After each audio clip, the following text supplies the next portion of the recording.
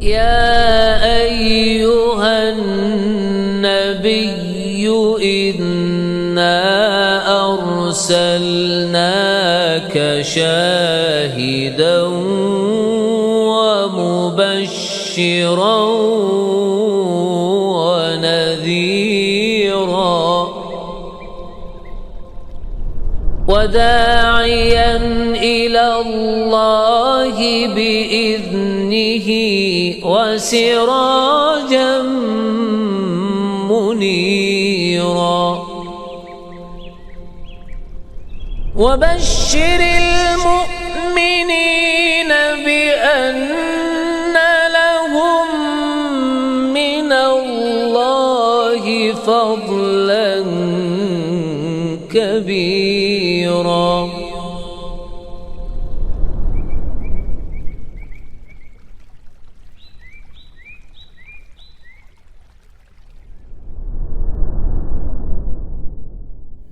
بسم الله الرحمن الرحيم. السلام عليكم ورحمة الله وبركاته.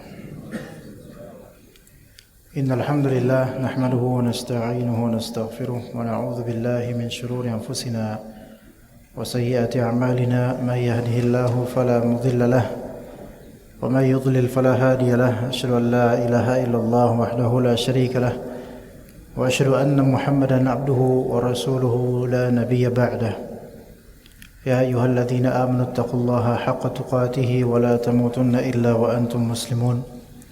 فإن أصدق الحديث كتاب الله وخير الهدي هدي محمد صلى الله عليه وسلم وشر الأمور محدثاتها وكل محدثة بدعة وكل بدعة ضلالة وكل ضلالة في النار.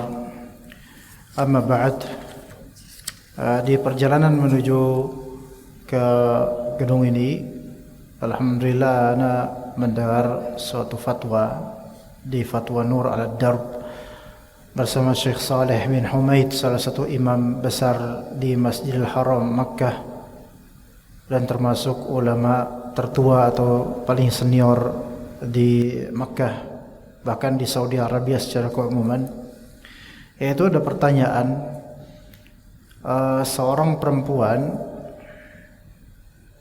dia sudah umur 60 tahun dan dia bertanya, dulu di masa kecilnya dia sangat suka memelihara kucing dan akhirnya punya anak kucing itu dan sangat suka dengan anak-anak kucing itu. Namun dan dia sangat perhatian memberinya makan, susu dan seterusnya. Namun bapaknya tidak mau di rumah itu ada kucing atau anak-anak kucing karena kotor, bau ya, nanti tinjaknya dan semisalnya. Maka dia pun berinisiatif daripada diusir atau dibuang oleh bapaknya, maka dia pun menempatkannya di salah satu tempat ya, di dalam rumah atau di atap rumah atau semisalnya, sehingga anak-anak kucing itu biar tinggal di sana. Pemilik rumah yang dia taruh rumah itu, yang dia taruh kucing itu di atapnya, itu tidak tahu kalau di salah satu bagian rumahnya ada anak-anak kucing. Maka dia taruh di sana demi menghindari mungkin pengusiran oleh bapaknya. Selang 2 hari atau 3 hari kemudian, ya, dia tidak kembali ke tempat itu untuk memperhatikan kucing-kucing itu. Maka setelah 2 atau 3 hari dia kembali melihat, menengok, dan ternyata kucing-kucing itu sudah mati. Dan sekarang di usia perempuan ini usia 60 tahun, jadi itu sudah mungkin 50 tahunan lalu. Baru dia mengenal agama, baru dia mendengar hadis Nabi SAW tentang seorang perempuan, dia mengurung kucing ya di kandang atau semisalnya.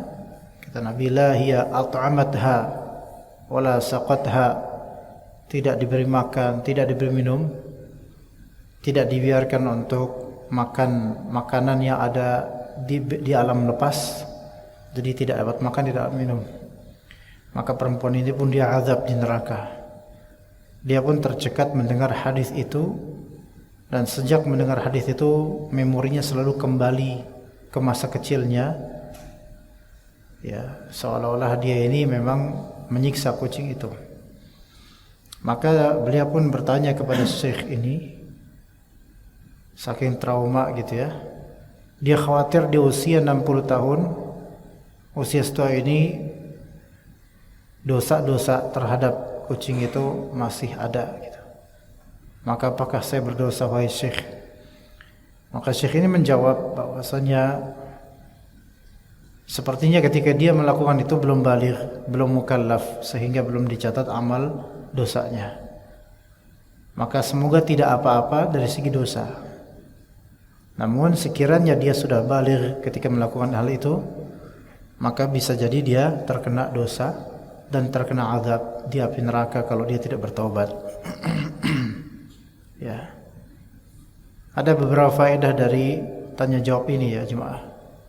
Apa faedahnya? Di antaranya bahwasanya menyiksa binatang itu haram.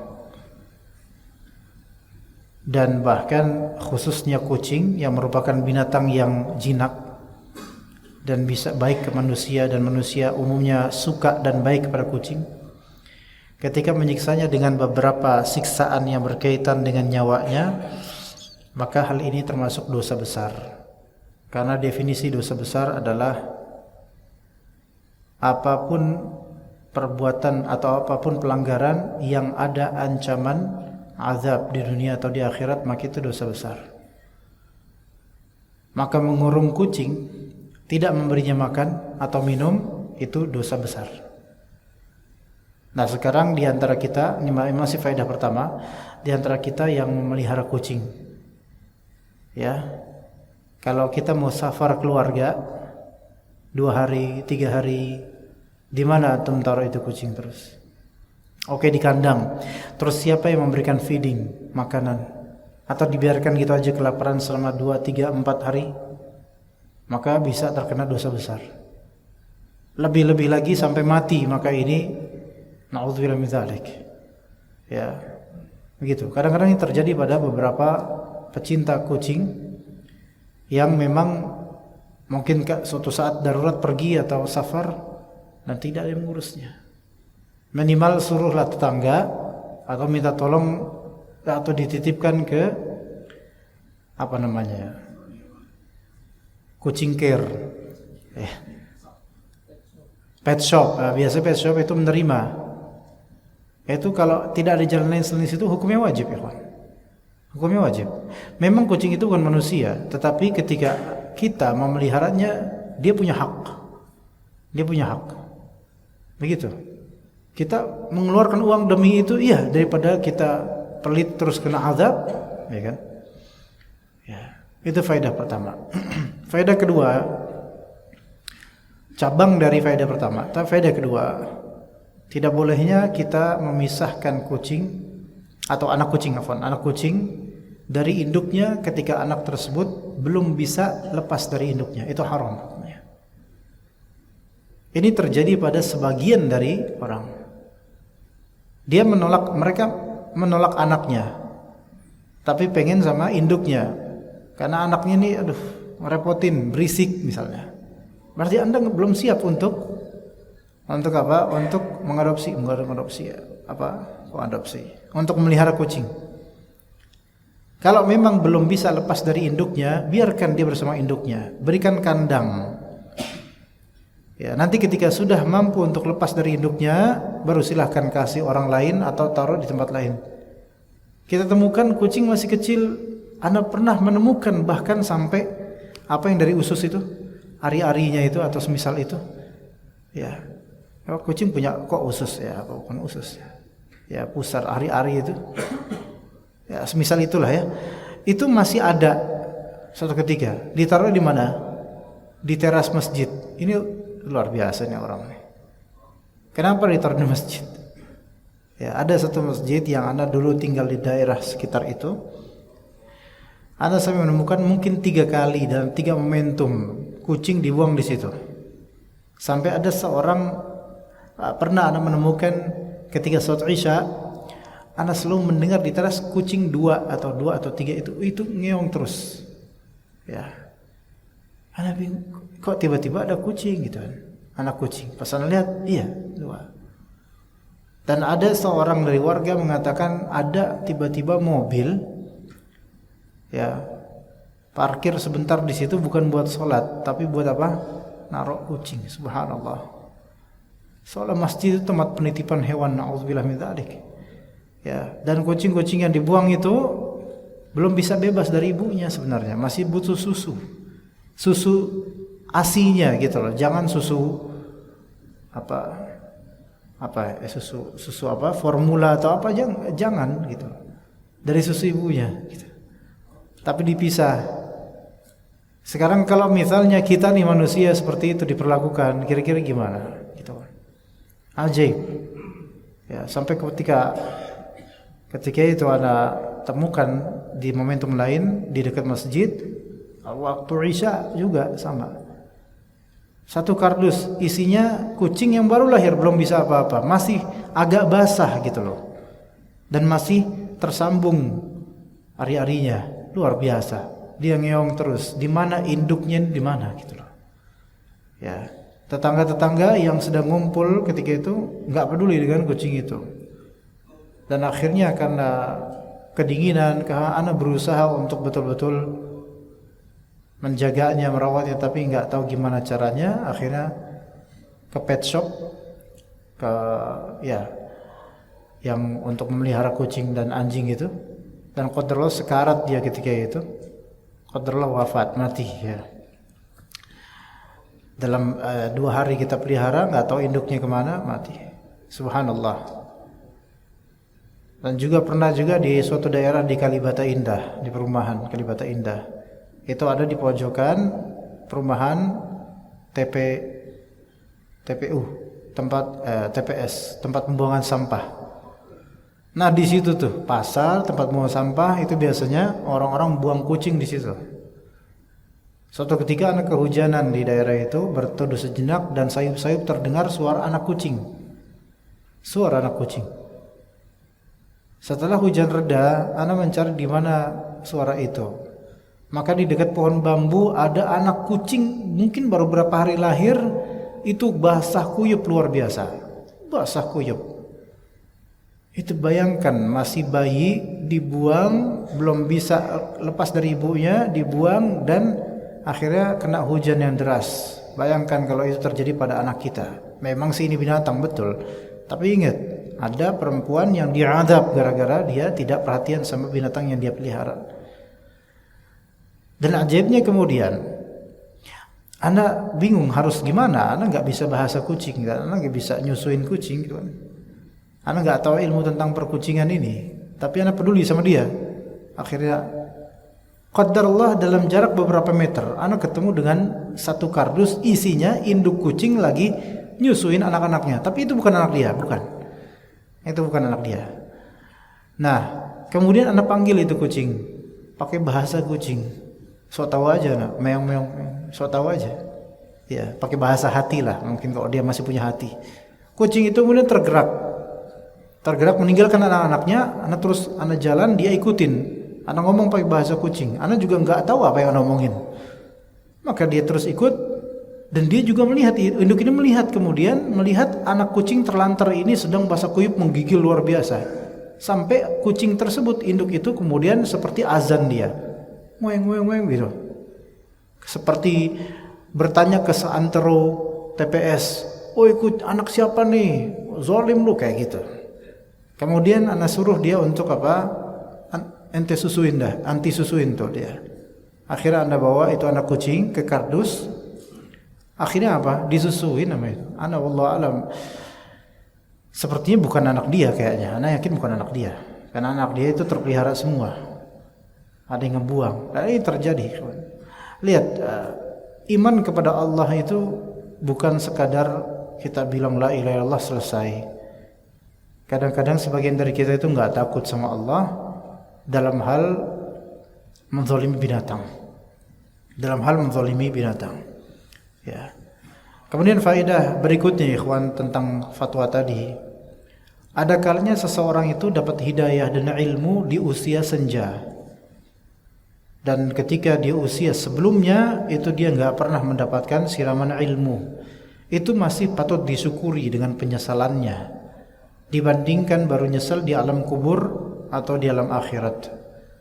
Ya begitu, wallahu a'lam. Baik, kita lanjut ke kajian kitab Al-Aqidah At-Tahawiyah rahimahullah. Kita di pembahasan tentang para nabi, para malaikat dan kitab-kitab. Dikatakan oleh Imam Abu Ja'far At-Tahawi rahimahullah, wa naqulu, kami Ahlus Sunnah wal Jamaah mengatakan, innallaha ittakhadha Ibrahim khalila wa kallamallahu Musa taklima imanan wa tasdiqan wa taslima. Kita mengatakan innallaha ittakhadha Ibrahim khalila, sesungguhnya Allah Ta'ala menjadikan Nabi Ibrahim sebagai kekasih khusus.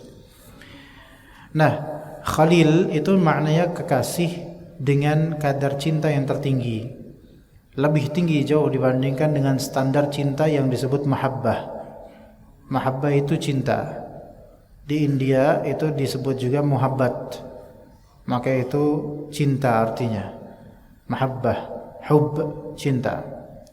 Allah Subhanahu wa taala mencintai semua rasulnya dan nabinya, dan mencintai semua orang mukminin dengan sifat iman mereka, mencintai orang-orang sabirin karena kesabaran mereka, mencintai orang-orang muhsinin karena perbuatan baik mereka. Allah Subhanahu wa taala mencintai itu semua. Berarti Allah Taala memiliki sifat hub, cinta, mencintai. Dan Allah Taala menjadikan Nabi Ibrahim sebagai khalil, yaitu kekasih yang paling tinggi. Apakah hanya Nabi Ibrahim? Sebenarnya juga Nabi Muhammad SAW. Bahkan Nabi Muhammad SAW itu lebih tinggi martabatnya dibandingkan seluruh Nabi dan Rasul.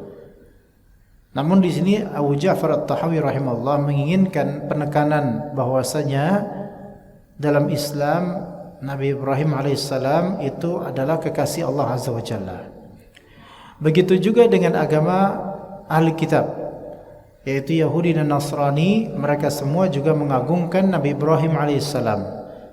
Makanya orang Yahudi, ia bisa nama anaknya Abraham, bisa. Orang Nasrani bisa juga nama anaknya Abraham, bisa. Orang Muslim nama anaknya Ibrahim, bisa.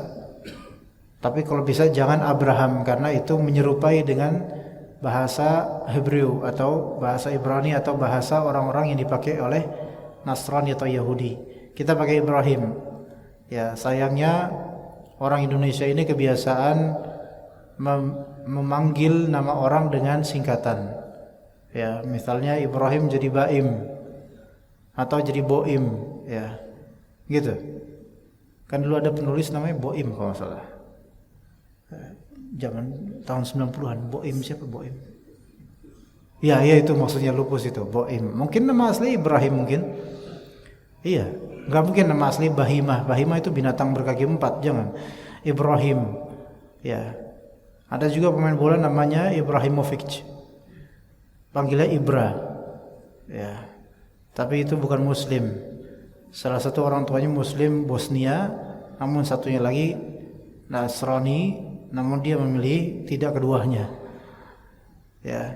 Ini menunjukkan orang Nasrani juga familiar dengan Ibrahim karena agama asalnya orang Nasrani agama Nabi Isa al-Masih tadinya. Agama asalnya Yahudi agamanya Nabi Musa alaihissalam tadinya.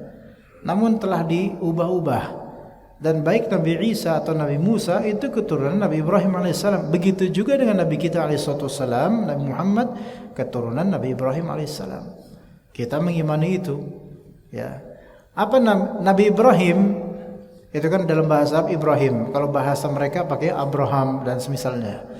Kalau di Arab itu ada artinya Ibrahim itu. Dari kata ab dan rahim. Ab dan rahim, yaitu seorang bapak yang penyayang. Seorang bapak yang penyayang. Bapak yang penyayang, ya bapak-bapak memang penyayang terhadap istrinya dan anaknya. Tetapi sayangnya bapak itu kadang-kadang tidak ditangkap oleh umumnya orang. Seolah-olah sayangnya bapak itu di perjuangan, ya, di perjuangannya, di nafkahnya, di nasihatnya, di ketegasannya. Ya mungkin sebagian orang akan melihat, nggak sayang dia, padahal sayang. Iya, padahal sayang banget. Ya. Kadang-kadang seorang ibu saking sayangnya sama anak memberikan ke anak sesuatu yang bermadarat untuknya, dan bapaknya kemudian mencegahnya karena sayangnya bapak lebih ke logika, sayangnya ibu lebih ke perasaan. Sayangnya bapak lebih ke logika dan pemberian atau perjuangan. Sayangnya ibu lebih ke hanan, lebih ke cinta kasih. Ya. Karena bapak itu tersibukkan dengan kasih sayang yang meluas, Pak. Antum kalau mau lihat laki-laki dan perempuan, perbedaan cintanya di mana? Cintanya perempuan itu deeper, cintanya laki-laki wider. Iya, ya enggak, Pak? Laki-laki itu cintanya, perempuan itu cintanya lebih dalam. Perempuan cintanya, laki-laki cintanya lebih luas. Makanya syariat Allah Azza wa Jalla membolehkan bagi yang mampu untuk menikah lebih dari satu. Karena laki-laki fitrah asalnya itu mencintai lebih luas, mengayomi lebih luas. Kalau perempuan mencintai lebih dalam. Mencintai lebih dalam itu lebih afdal cukup satu. Tapi mencintai lebih luas itu diberi kelebihan. Tapi tidak sedalam dengan cinta seorang ibu kepada anak-anaknya. Nah, bapak yaitu Nabi Ibrahim, bapaknya para nabi, penyayang. Dan antum lihat Nabi Ibrahim alaihissalam, beliau meninggalkan Siti Hajar dan putranya yaitu Nabi Ismail alaihissalam ketika masih bayi betul-betul, masih menyusui, ditinggalkan di padang pasir. Bayangkan di sebuah lembah, ya, di Makkah dekat Ka'bah, ketika itu masih berupa pondasi saja, ditinggalkan di situ. Bayangkan, masya Allah. Tetapi ini bapak yang paling penyayang. Lihat, bapak yang paling penyayang itu bukan yang paling sering gendong anak, belum tentu.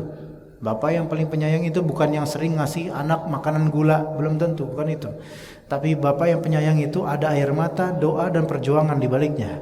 Kelihatannya emang seolah-olah apa? Enggak sayang, tapi rela untuk meninggalkan anak istrinya demi perintah Allah dan takdirnya. Maka ini bapak yang penyayang. Sekarang kuantitas waktu yang dispending oleh sang bapak dan sang ibu terhadap anak lebih banyak mana? Lebih banyak ibu jelas, karena di rumah dengan anak-anaknya. Tapi antum kerja, cari nafkah di sini untuk siapa? Untuk mereka semua. Lebih sayang sebenarnya. Masya Allah. Dan rela meninggalkan rumah seharian sampai sore maghrib nanti baru pulang. Untuk siapa? Untuk mereka. Kemudian mungkin di dompetnya atau di HP-nya tersimpan foto anaknya. Sayang, bapak itu sayang. Hanya sayangnya itu dilukis dengan apa? Perjuangan. Bukan dengan kata-kata saja. Mungkin antum jarang ngomong sayang ke anak, tapi secara praktik antum sayang. Dalam sayangnya insya Allah, luas dan dalam. Begitulah Nabi Ibrahim alaihissalam. Makanya ketika Nabi Ibrahim alaihissalam setelah meninggalkan Siti Hajar dan putranya, kemudian di balik bukit beliau kemudian munajat kepada Allah sebagaimana di surat Al-Baqarah. Minta pada Allah untuk keselamatan kebaikan anak-anaknya, keturunannya. Begitu. Bapak itu doanya itu dalam insyaallah. Ya. Boleh jadi antum di kantor menjelang atau di antara azan zuhur dan qomatnya, di antara azan asar dan qomatnya, antum berdoa, teringat keluarga di rumah, mendoakan anak-anak di jarak jauh, dari jarak jauh, seperti Nabi Ibrahim mendoakan istri dan anaknya dari jarak jauh. Begitulah seorang bapak. Makanya Nabi Ibrahim kelihatannya kok kayak mengasingkan, tapi kalau dipikir-pikir subhanallah, seorang bapak yang penyayang itu bukanlah yang selalu tinggal dengan anak-anaknya terus, tapi yang dia siap meninggalkan anak dan berjuang demi kebaikan mereka. Begitu jemaah sekalian. Ya, itulah seorang bapak. Ya, dan dirasakan oleh afwan yang sudah punya anak.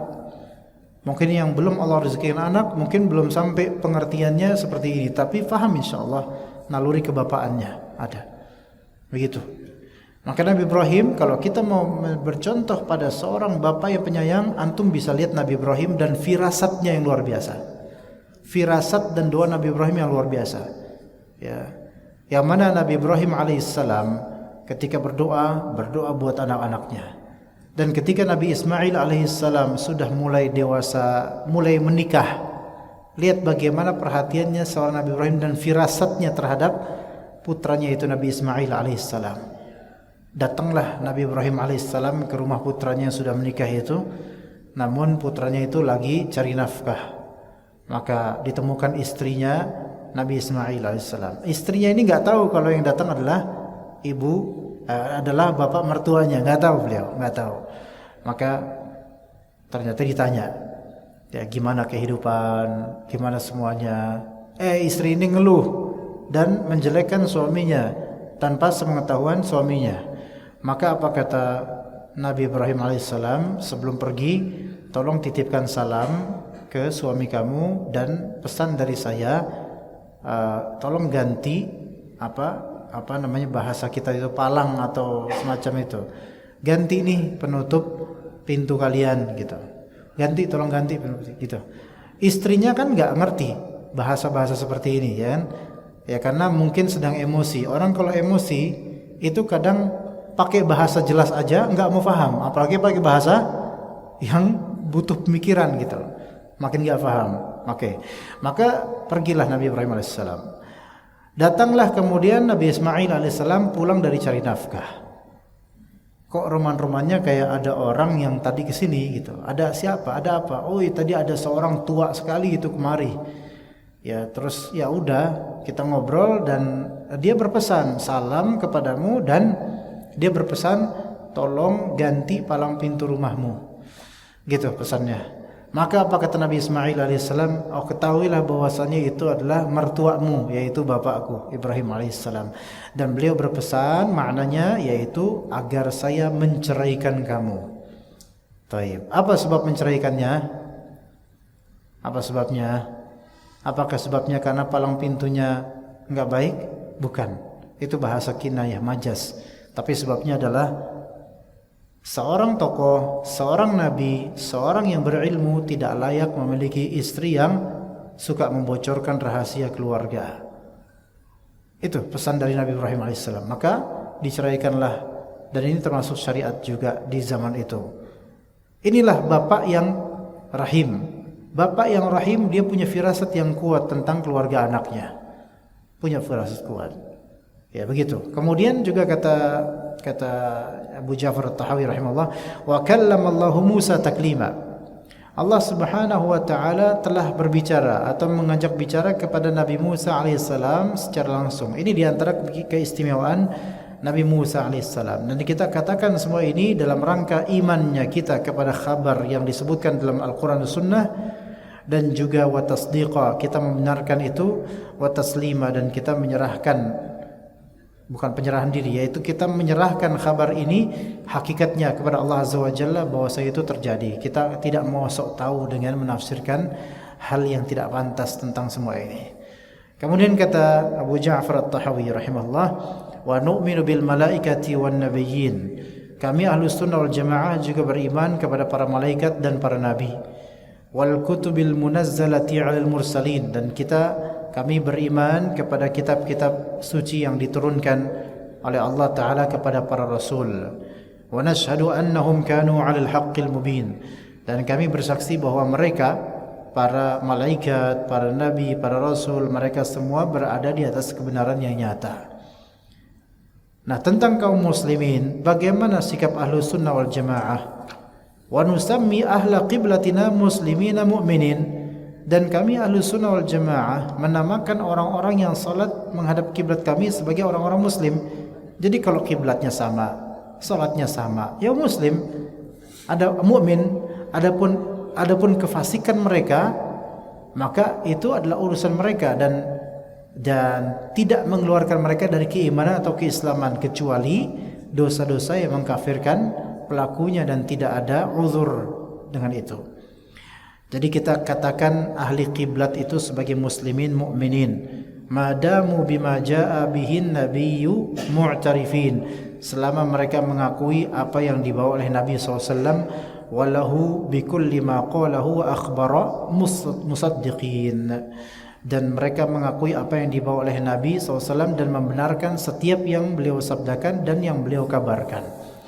Maka orang-orang beriman itu, orang muslim, menerima apa yang dikabarkan oleh Rasulullah SAW dan juga dalam Al-Quran tentunya. Dan dikatakan di sini wala nakhudu fillahi wala numari fi dinillah. Kita tidak boleh berbicara terlampau dalam tentang Allah. Jadi kita berbicara tentang Allah itu apa-apa yang ada di dalil saja, Al-Quran dan As-Sunnah. Karena kita belum pernah melihat Allah Azza wa Jalla, maka kita enggak boleh membicarakan tentang Allah dan Allah Ta'ala ini gaib bagi kita. Kita bicara tentang Allah sesuatu yang tidak ada pada Allah dan tidak ada pada dalil. Ini bahaya, ya. Menamakan Allah Ta'ala dengan beberapa nama atau sifat yang tidak termaktub di Al-Quran Sunnah, enggak boleh. Ya, seperti Allah Maha Hebat, itu singkirkan kalimat seperti itu. Ya, Allah Maha Keren, Maha Dahsyat. Kalimat seperti ini enggak usah. Karena sifat-sifat keren, dahsyat, hebat, ya ini tidak ada dalam ayat atau hadis yang menyatakan itu. Tapi Allah Maha mengetahui, Allah Maha baik, Allah Maha indah, iya itu silahkan. Karena ada dalil dari Al-Quran atau As-Sunnah. Nah, jadi kita tidak boleh berbicara terlampau dalam tentang Allah. Termasuk misal kalau kita tanya, di manakah Allah? Antum cukup jawab Allah Ta'ala berada di atas arsy, di atas segalanya, selesai urusan. Ya. Kadang ada yang kemudian mengatakan, oh, di manakah Allah? Allah Ta'ala itu ada tanpa butuh arah dan tempat, tidak di atas, tidak di bawah, tidak di samping, tidak di kanan, tidak di kiri, tidak di serong. Ini seperti ini untuk apa? Tidak ada di zaman salaf jawaban-jawaban seperti ini. Cukup sebagaimana di Al-Quran, istawa 'alal 'arsy, Allah Ta'ala beristiwa di atas arsy. Kemudian Allah Ta'ala meninggi di atasnya. Hal-hal seperti inilah yang kita jawab. Allah di atas langit, dah cukup, khalas. Ya, adapun jawab macam-macam. Allah Ta'ala ada tanpa arah, tanpa tempat, tidak di kanan, tidak di kiri, tidak di atas, tidak di bawah, tidak di depan, tidak di belakang, tidak di serong. Ya salam. Terus di mana Allah? Punya ada deh. Terus gimana kalau di Al-Quran dikatakan Ar-Rahman 'alal 'arsy istawa? Ar-Rahman itu Allah Ta'ala beristiwa di atas arsy. Kan itu udah jawaban, selesai urusan. Ya. Kalau mereka mengatakan tadi seribet, tadi tidak di atas, tidak di bawah, itu kan karena mereka menyangka kalau kita katakan Allah di atas arsy, Allah di atas langit, berarti Allah Ta'ala membutuhkan bawah untuk bisa menjadi di atas. Itu pakai logika filsafat seperti ini repot jadinya. Sehingga enggak, Allah Ta'ala tidak di atas. Ya. Tapi ketika doa kayak gini dia. Mintanya ke siapa? Ke Allah. Secara fitrah anggota tubuh pun menyatakan bahwasanya Allah Ta'ala di atas. Bahkan kadang-kadang penceramah yang menafikan Allah Ta'ala tidak di atas, tidak di bawah, karena kalau kita bilang di atas berarti membutuhkan bawah. Tapi ketika khutbah dengan lantangnya, kita harus minta hidayah pada Allah Subhanahu wa Ta'ala. Nunjuki kemana? Kalau enggak di atas, enggak di bawah, enggak di tengah, enggak di nunjuk, kita harus membutuhkan Allah. Enggak ada arah nih kalau kayak gini. Ya kan? Tapi itu Allah Azza wa Jalla, kita memohon kepada Allah Azza wa Jalla, ya Allah. Ngangkat ke atas. Jadi kadang-kadang lisan itu mendustakan yang di qalbu dan seluruh anggota tubuh.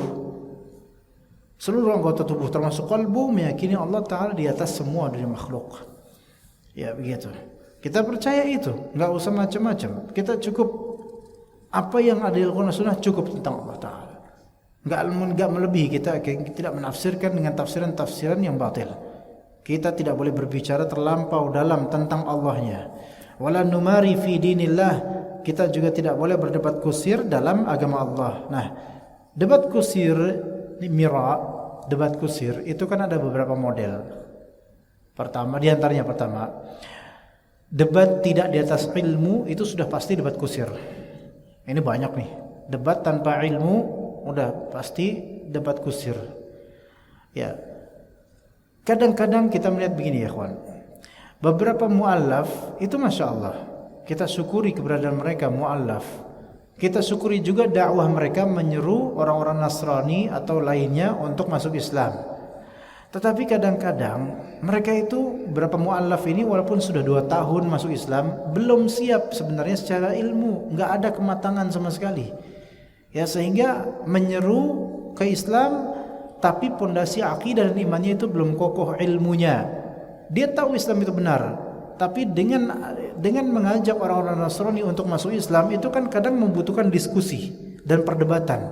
Terjadilah diskusi. Akhirnya apa? Ya akhirnya enggak ke ilmu. Padahal Islam ini agak ilmu, agama ilmiah, bukan sebatas perasaan saja. Ya. Yang tadinya niatannya baik namun malah justru memberikan syubhat atau membuat orang Nasrani makin yakin kesesatan Islam itu. Ya. Maka orang kalau misalnya baru hijrah, baru taubat, itu nuntut ilmu dulu.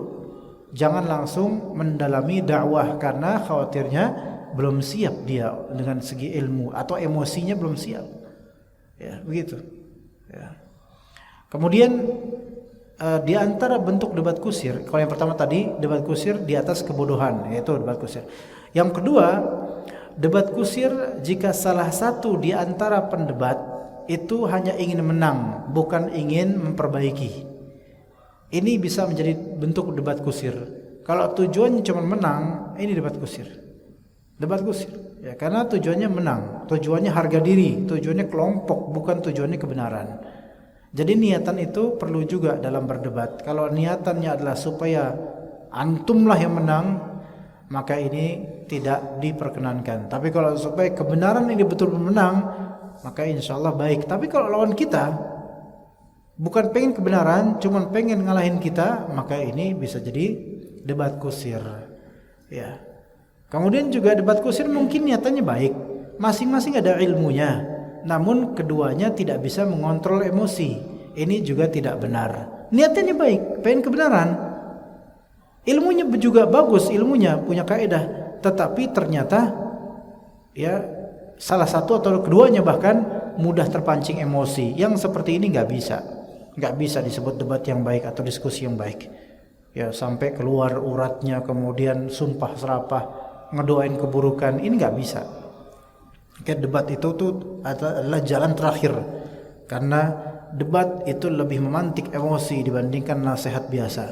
Kita kalau nasihatin orang, akhi jangan lakukan itu, dia marah, kita mungkin masih bisa sabar. Tapi kalau konteks debat, dia marah, kita ngomong dia marah, kita itu akan terpancing untuk apa? Ikutan dengan track marahnya dia. Begitu. Taib. Wala nujadilu fil Qur'an, kata beliau. Kita tidak berdebat tentang Al-Qur'an. Wa nashhadu annahu kalamu rabbil alamin. Kita persaksikan bahwasanya Al-Qur'an adalah kalamnya Allah Azza wa Jalla. Nazala bihi ar-ruhul amin. Dan Al-Quran dibawa turun oleh Ar-Ruh Al-Amin, yaitu malaikat Jibril alaihi salam. Fa'allamahu sayyidal mursalin Muhammadah. Kemudian Jibril alaihi salam mengajarkan kepada para penghulu, para rasul, yaitu tuannya para rasul, yaitu Nabi Muhammad SAW. Wa huwa kalamullahi la yusawihi syai'un min kalamil makhluqin. Ya, Al-Quran adalah kalam atau firman Allah yang sedikit pun tidak sama dengan perkataan makhluk-makhluk. Jadinya makanya haram hukumnya membaca Al-Quran dengan langgam orang fasik, dengan langgam lagu-lagu, itu haram. Ya. Nah sekarang kita lihat ada beberapa, misal dulu ada lagu nasyid ya, pakai musik ya, Raihan, judulnya Demi Masa. Pertanyaan saya Pak, ya, yang mereka nyanyikan itu Al-Quran atau bukan? Ya, Al-Quran atau bukan? Bismillah.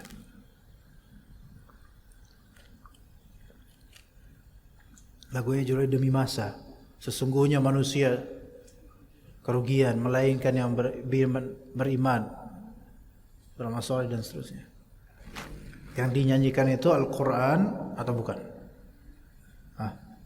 Semua orang jawabnya Al-Quran. Terjemahan. Iya.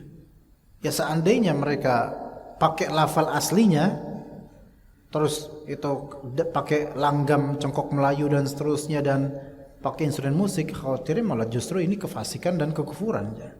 Tapi karena terjemahannya, maka tidak sampai derajat menghinakan Al-Quran. Sekarang coba di antara antum ada nggak yang ridha orang baca Quran disambahin angklung? Alif lam mim ding dong dalikal kitabul la raiba fi ding ding ding gitu. Kira-kira antum terasa terhina nggak? Terhina, karena ini membuat Al-Quran terhinakan gitu loh. Nggak boleh Al-Quran disamakan dengan omongan makhluk yang kadang-kadang sah-sah aja untuk dipakai musik misalnya. Ini Al-Quran bro. Tapi kalau terjemahan ya nggak sampai penghinaan. Ya. Jadi kalamullah yaitu Al-Quran, versi Al-Qurannya, versi bahasa Arabnya itu kalam Allah Azza wa Jalla. Adapun terjemahannya itu adalah translate. Tafsiran kalam manusia, translate terhadap apa? Penjelasan terhadap asli dari lafal Arabiknya gitu ya. Makanya antum baca Al-Fatihah di salat antum, Allahu Akbar. Segala puji bagi Allah Rabb semesta alam, yang pengasih maha penyayang. Kemudian apa lagi? Yang memiliki hari akhir, hari pembalasan. Kepada Engkaulah kami menyembah dan kepada Engkaulah kami memohon pertolongan. Sah enggak salatnya? Ya enggak sah. Karena yang dia baca bukan Al-Quran, melainkan terjemahan dari Al-Quran. Membaca Al-Fatihah itu wajib, rukun. La salata liman lam yaqra bi Fatihatil Kitab. Tidak sah salat seseorang yang tidak membaca Al-Fatihah. Lah dia baca terjemahannya sambil takbiratul ihram terus baca terjemahannya saja. Enggak sah salatnya. Enggak sah salatnya. Jadi Al-Quran itu dengan bahasa aslinya gitu. Kalau Indonesianya berarti terjemahan. Ya. Wala naqulu bi khalqih. Kami tidak berpandangan bahwasanya Al-Quran adalah makhluk. Al-Quran bukan makhluk. Al-Quran kalam Allah, bukan makhluk. Wala nukhalifu jama'atal muslimin, dan kami juga tidak menyelisihi atau menentang jemaah kaum muslimin. Jadi kita ini ahlus sunnah wal jamaah. Mental kita itu bukan mental khawarij atau orang-orang yang pengennya itu ribut aja kerjaannya. Kita enggak pengen terjadi perselisihan dan mukhalafah, enggak pengen. Ya, yang menyebabkan adanya perselisihan itu adalah ahlul bid'ah dan orang-orang menyimpang. Gara-gara mereka lah jadinya semerawut ya keadaan. Yang tadinya ilmu lurus-lurus aja. Coba di zaman Nabi, apalagi di Mekah, ketika kaum muslimin belum begitu banyak, semua istiqamah biasa aja. Juga di Madinah, walaupun cukup ada kerumitan di beberapa zaman, tetapi tetap itu satu corong Nabi Muhammad SAW. Sahabat, tabi'in, masya Allah. Makin kemari, ya makin beda. Banyak orang bikin proyek baru dalam beragama, proyek baru, maulidan baru, ini baru, semuanya baru. Ini diperbaharui semua. Ya, Nabi lahirnya kapan? Ngerayainnya 2 bulan kemudian atau 2 bulan sebelumnya. Bahkan kadang-kadang beberapa masjid itu mempermalukan Islam atau muslimin dengan cara apa? Yaitu di depan masjid ada jalan raya, kemudian santri-santri atau DKM-nya duduk di tengah jalan pakai kursi, pakai jaringan ikan. Apa? Infak maulid. Karena bentar lagi mau ngadain maulid. Ente yang ngadain, kita yang bayar iuran. Kemudian kita nggak ikutan, kita yang disalahin. Wah, merasa paling benar dan seterusnya. Ya. Kalau memang cinta pada Nabi SAW nggak perlu pakai seperti itu. Itu malah bikin malu. Sekarang ikhwan, ada nggak orang-orang Nasrani misal di daerah Kampung Sawah itu banyak Nasrani. Kampung Sawah Bekasi itu banyak banget Nasrani itu. Gereja aja di Kampung Sawah, baik yang di pinggir jalan sampai di gang-gang itu banyak ikhwan. Ada gereja gedenya juga ada. Alirannya beragam ya. Ada yang Sunda, gereja Pasundan, ada yang gereja Batak, ada yang gereja Jawa dan seterusnya. Alhamdulillah masjid kita Masjid Antam. Enggak Jawa, Batak, Bali semua fadl. Ayo kita bersatu. Taib. Di sana ada enggak dengan banyaknya gereja di situ? Kemudian ada enggak yang di tengah jalan kemudian pakai jaring ikan atau pancing atau bubu sekalian lah. Sumbangan buat Natal atau buat Easter atau buat Paskah atau apalah gitu. Enggak ada. Malu kita, malu beneran. Kenapa harus di depan? Umat Islam tuh banyak banget itu orang. Yang kaya juga banyak. Kenapa harus di tengah jalan? Dan itu pun kepentingan siapa? Ujung-ujungnya kepentingan ustadznya, DKM-nya. Ujung-ujungnya buat makan juga kan. Malu gitu loh, malu. Ya, cara beriman kepada Rasul enggak kayak gini. Ya, enggak kayak gini caranya. Ya. Dan apakah semua dari kita setuju? Enggak setuju. Yang bikin seperti ini siapa? Yang bikin seperti ini harus diralat, bukan kita yang diralat. Yang seperti ini diralat. Sehingga beberapa orang Nasrani melihat, tuh lihat orang Muslim banyak, tapi fakirnya mereka lihat. Tuh. Kan mereka tuh menyudutkan kita di antara sisi kefakiran kita, ikhwan. Ya, apa nggak cukup tromol Jumatan? Apa nggak cukup? Itu pun kalau memang pantas ya buat maulid dan apa nggak cukup hal lain? Kenapa harus bikin? Dan ini ada suatu masjid di tengah jalan raya itu permanen, memang sengaja bikin gundukan dan bikin jaring itu ditaruh sampai kapanpun ditaruh di situ. Orang sampai yang minta pun capek diikat taruh. Ini nanti kalau macet, ya udah gara-gara itu tuh macet. Ditaruh di tengah jalan itu. Itu dari tahun kapan? Dari tahun kapan sampai mungkin hari ini masih jaring itu masih ada. Nggak tahu udah dibeli baru atau diperbarui. Pokoknya gitu tuh. Yang sebelah sini ke arah sono, yang sebelah sini ke arah sono. Bukan. Ya maksudnya tetap di tengah, bukan ngalangin jalan, bukan ngalangin semua ya enggak, tapi ini kena. Ya, jadi kalau kita yang sini belum kita nafkahin, yang sana nanti ada kesempatan buat ngasih. Jadi jaring ada. Terus tambah kotak infak juga di tengah jalan tuh. Jadi kalau ada orang lewat siapa tahu mau ngasih. Mental ini kok kayak gini, apa enggak ada donatur gitu loh. Ya. Kadang keinginannya bukan keinginan umat, tapi keinginan individu atau DKM saja untuk mengadakan ini itu, tapi pakainya berharap uang umat. Ya begitu ya kawan sekalian. Ini yang membuat terpecah. Jadinya yang tadinya sebenarnya nggak ada ibadah seperti ini diada-adakan. Dan penyebab perpecahan itu rata-rata adalah ahlul bid'ah atau orang-orang yang mengada-ngadakan amalan baru. Bukan yang kembali ke sunnah. Kalau kembali ke sunnah jelas arahannya sunnah, ada nggak dalilnya? Kalau ada kita ikutin, kalau nggak ada ya udah kita nggak usah lanjut, kan jelas. Tapi kalau ini kan wafatnya Nabi SAW, lahirnya Nabi SAW katanya 12 Rabiul Awal. Terus perayaannya Rajab, jauh banget akhi, kejauhan. Karena duitnya kan baru ada Rajab. Nah ini dia berarti kan butuh apa? Fulus juga. Fulus. Nggak ada fulus mamfus katanya. Iya, kalau nggak ada fulus nggak bisa kita ngapa-ngapain. Makanya kalau nggak ada fulus ya udah kita, ya itu jadi fakir, jadi kita minta sama orang dan seterusnya. Ya akhi, udah nggak ada contohnya. Terus mempermalukan pula. Udah nggak usah seperti ini. Kembali aja ke sunnah Nabi. Yang ada sunnahnya ikutin, yang nggak ada ya udah nggak usah diamalin. Dan sunnah Nabi itu rata-rata nggak membutuhkan effort dan juga uang yang besar. Gitu. Mencintai Nabi itu antum ikuti sunnahnya tanpa biaya pun bisa, insya Allah. Salat subuh berjamaah coba sob. Itu coba tunaikan salat subuh berjamaah. Itu Nabi SAW selalu gitu. Sampai kata Nabi, seandainya bisa tuh aku lakukan, aku akan membakar rumah orang-orang yang tidak salat subuh berjamaah. Tuh bayangkan tuh.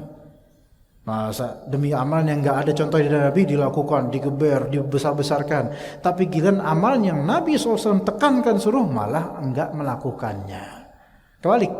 Kebalik.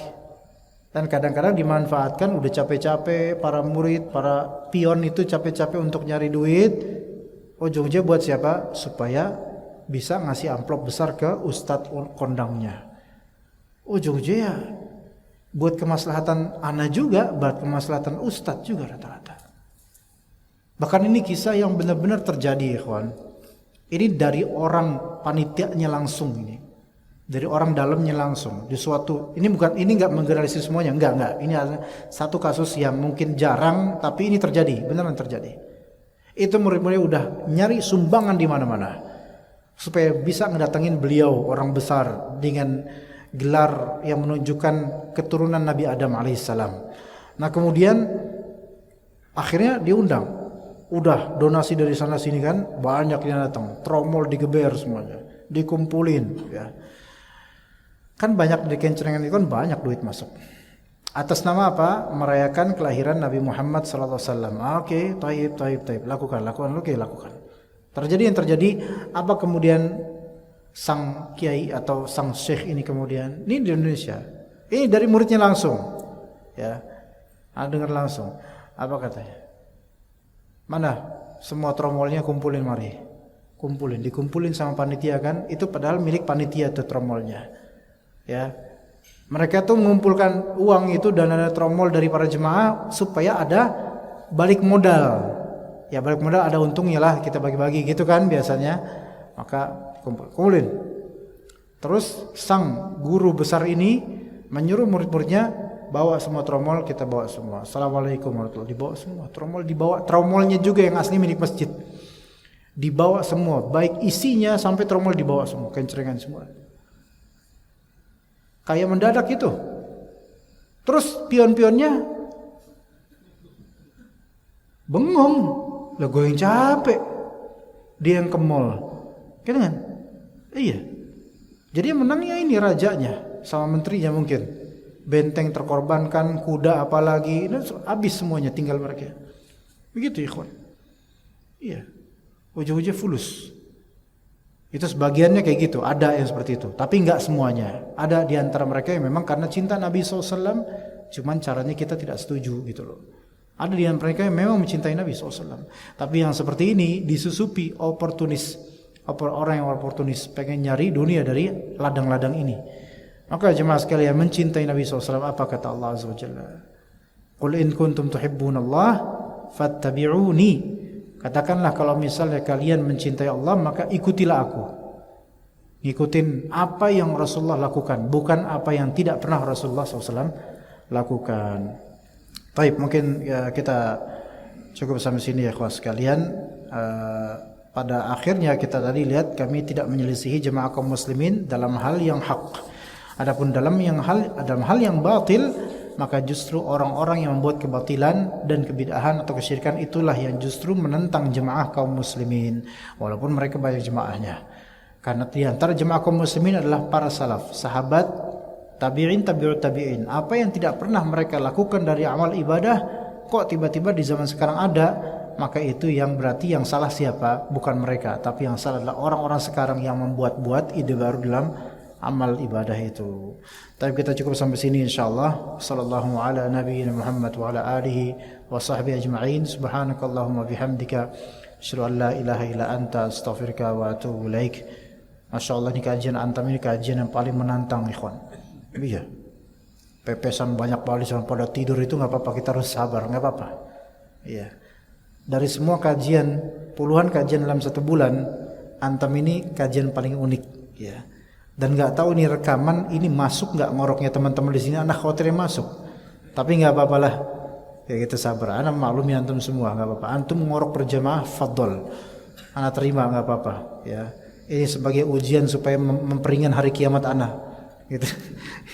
Tapi nggak apa-apa, anak nggak apa-apa, nggak masalah antum seperti itu. Ya, sallallahu ala nabi Muhammad wa ala alihi wa sahbihi ajma'in. Wassalamualaikum warahmatullahi wabarakatuh.